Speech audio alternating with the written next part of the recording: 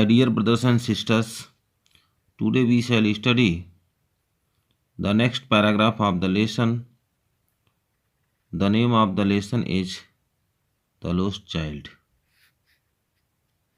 प्रिय भैया बहनों, आज के वीडियो में हम सभी सप्लीमेंट्री के पहले पाठ में अगले पैसेज का अध्ययन करेंगे और आप देखेंगे यहाँ तक आपको पढ़ा दिया गया है। प्रोसीडेड फर्दर यहाँ तक पढ़ा दिया गया है और हम सभी को यहाँ से अध्ययन करना है। तो चलिए शुरू करते हैं। There watch a roundabout in full swing.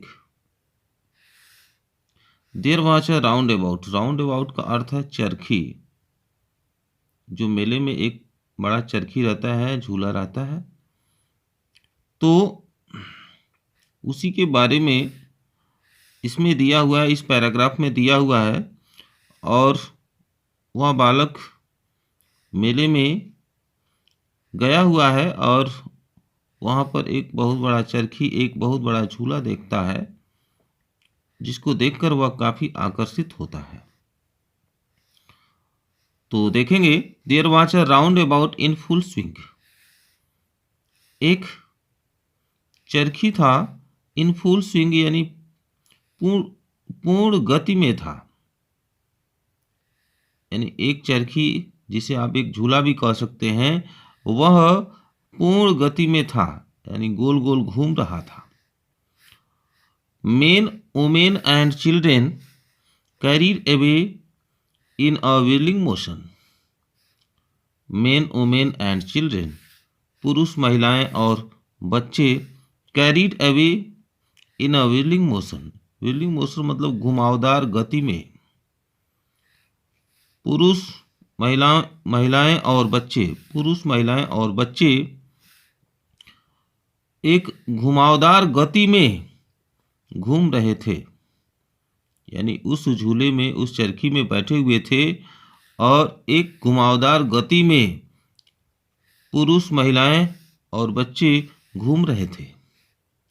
श्रिक्ड and cried with dizzy laughter. Shrieked चीखते थे, and cried with dizzy laughter, और अपने घुमावदार, डीजी का अर्थ होता है चक्कर, चक्कर काटना, तो अपने घुमावदार गति के साथ हंसते थे, ठाके की हंसी लगाते थे। एंड क्राइड, और चिल्लाते थे। तो देखेंगे, श्रिक्ड चिल्लाते थे, चीखते थे, एंड क्राइड चिल्लाते थे, विथ डीजी लाफ्टर, यानी चक्करदार हंसी के साथ वे चीखते और चिल्लाते थे। The child watched them intently. और वह बच्चा उन्हें ध्यान से देखता था। वह लड़का उस राउंड अबाउट के पास खड़ा था और वह लड़का बहुत ही ध्यान से उन्हें देखता था। And then he made a bold request. और तब वह गंभीर स्वर में निवेदन किया, I want to go on the roundabout, please father mother. वह लड़का निवेदन किया और कहा, I want to go on the roundabout, मैं उस राउंड अबाउट पर जाना चाहता हूँ, मैं उस झूले पर जाना चाहता हूँ, प्लीज़ फादर मदर, कृपया पिताजी माताजी। ऐसा वह निवेदन किया कि मैं उस झूले पर, उस राउंड अबाउट पर जाना चाहता हूँ और झूलना चाहता हूँ। आगे देखेंगे।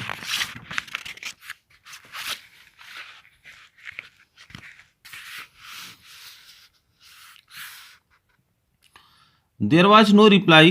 कोई उत्तर नहीं था। He turn to look at his parents. He turn to look at his parents. वह अपने माता पिता को देखने के लिए मुड़ा। दे वर नॉट देयर। वे वहां नहीं थे।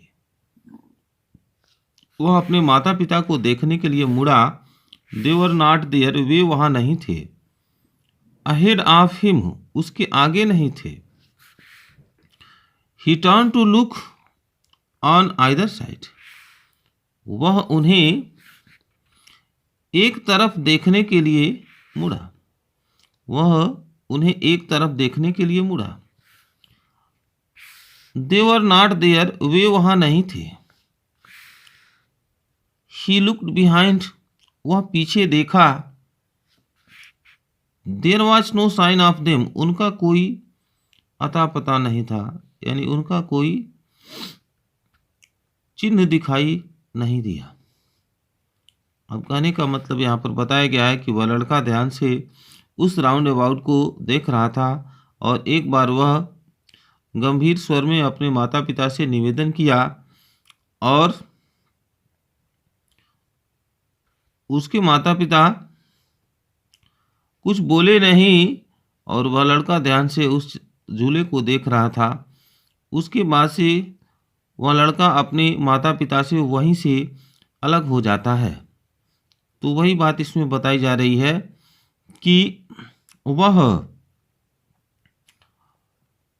देख रहा है तो उसके माता पिता वहां पर नहीं है, ठीक है, और वह इधर उधर अपने माता पिता को देख रहा है, लेकिन ढूंढ रहा है, लेकिन उसे कहीं भी कोई भी अता पता नहीं चल पा रहा है।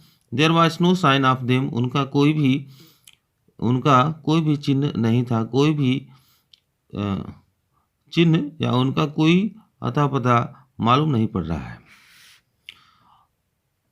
A full deep cry rose within his dry throat. एक पूर्ण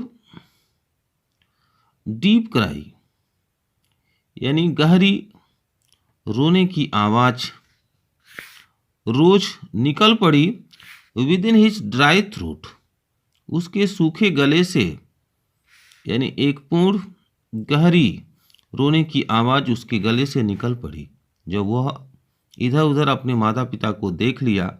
और जब वह अपने माता पिता को नहीं पाया तो उसके सूखे गले से एक पूर्ण गहरी रोने की आवाज निकल पड़ी।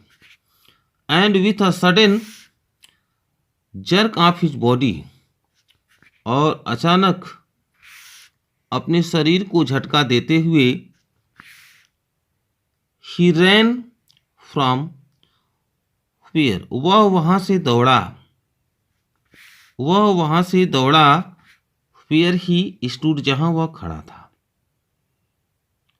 यानी with a sudden jerk of his body, यानी अपने शरीर को, जर्क मतलब झटका देते हुए, ही रैन फ्रॉम, वह वहां से दौड़ा, फियर ही स्टूड, जहां वह खड़ा था, क्राइंग इन रियल फियर, यानी वास्तविक भय में चिल्ला रहा था। मदर फादर, माताजी पिताजी, यह कह करके उस मेले में बच्चा चिल्ला रहा था, रो रहा था और अपने माता पिता को ढूंढ रहा था। Tears roll down from his eyes, आंसू उसकी आंखों से बहते थे, गिरते थे। हॉट एंड फियर्स, यानी गर्म और भयानक आंसू उसके आंखों से गिरते थे। His flushed face was convulsed with fear, उसका भीगा हुआ चेहरा, हिज फ्लश्ड फेस, उसका भीगा हुआ चेहरा, यानी पसीने से भीगा हुआ उसका चेहरा, वाज कन्वल्स्ड विथ फियर, यानी भय से लाल हो गया था। कन्वर्स का मतलब लाल हो गया था। उसका भीगा हुआ चेहरा भय से लाल हो गया था। पैनिक स्ट्राइकन यानी दुख से व्याकुल। He ran to one side first, पहले वह एक तरफ दौड़ा। देन टू द अदर, तो वह दूसरी तरफ दौड़ा।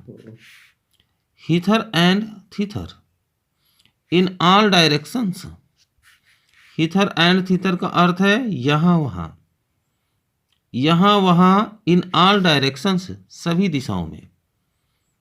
यानी इसमें बताया गया है कि he ran to one side first, पहले वह एक तरफ दौड़ा, देन टू द अदर, तब वह दूसरे तरफ दौड़ा, hither and thither in all directions, इधर उधर वह सभी दिशाओं में अपने माता पिता को ढूंढने का प्रयास किया। Knowing not where to go, यानी नो जानते हुए कि कहाँ जाए। मदर फादर, माताजी पिताजी, वह चिल्ला रहा था। ही वेल्ड, वह विलाप करता था, रोता था। हिज येलो टर्बन केम अनटाइड, उसकी पीले रंग की पगड़ी केम अनटाइड यानी खुल गई थी। And his clothes Beckham muddy, और उसके कपड़े कीचड़ युक्त हो चुके थे। उसके कपड़े कीचड़ युक्त हो चुके थे। मडी मतलब होता है कीचड़ युक्त हो चुके थे, गंदे हो चुके थे।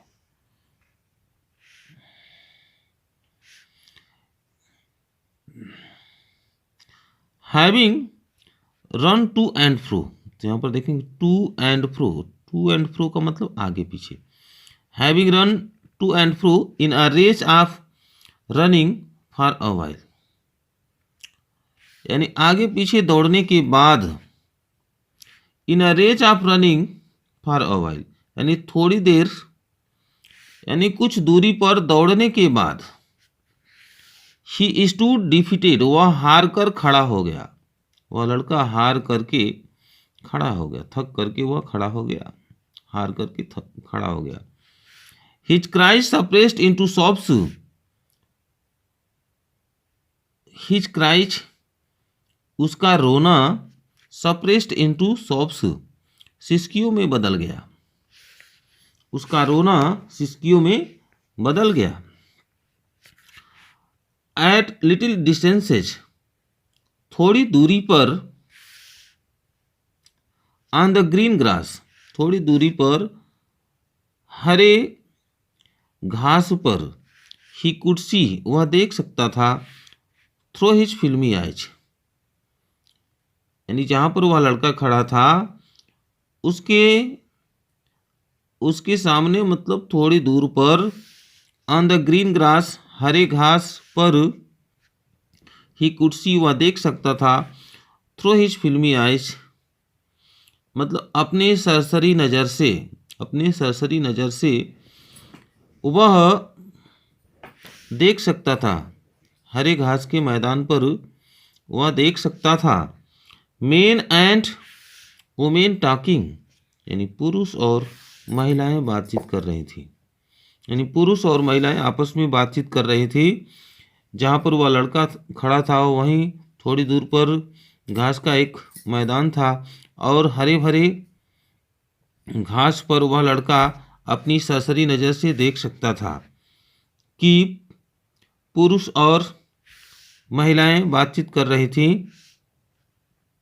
He tried to look intently among the patches of bright yellow clothes. वह ध्यान से देखने का प्रयास किया। He tried to look intently among the patches of bright yellow clothes. He tried to look intently. वह ध्यानपूर्वक देखने का प्रयास किया। Among the patches of bright yellow clothes, यानी चमकीले पीले वस्त्रों के समूह में वह ध्यान से देखने का प्रयास किया, अर्थात वह लड़का उन लोगों के बीच अपने माता पिता को ध्यान से देखने का प्रयास किया।